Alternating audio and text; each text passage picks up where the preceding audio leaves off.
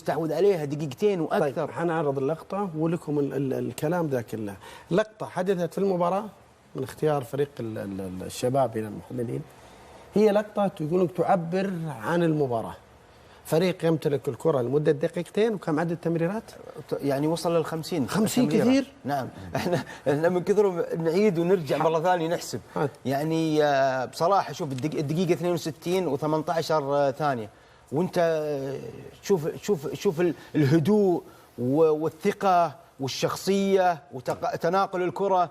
اللي ينجح هذا الشيء كله هو التمركز، تكوين المثلثات والمعينات في وسط الملعب، في طرفي الملعب اليسار، طرفي الملعب اليمين. ما تجد لاعب مستعجل يروح يعمل زياده عدديه في مكان ومساحه وفي توقيت غير مثالي، لا، تجد كل لاعب صبور في مركز ويعرف ان زميلي موجود، حافظ التمركز اللي زميله فيه موجود. احنا نسميه في تكتيك كرة القدم اللعب التموضعي، والتفوق العددي والتفوق النوعي في الافكار وفي الاداء في نفس الوقت.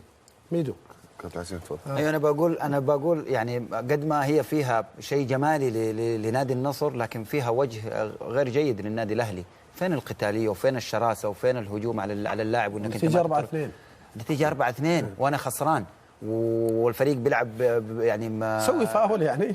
ما في شراسه، في ضغط جماعي، وبعدين يعني معلش يعني حتى لو المدرب ما اعطى اللعيبه الاذن بالضغط الجماعي او شيء، هذا الشيء زي ما قال الكابتن داخل الملعب يصير.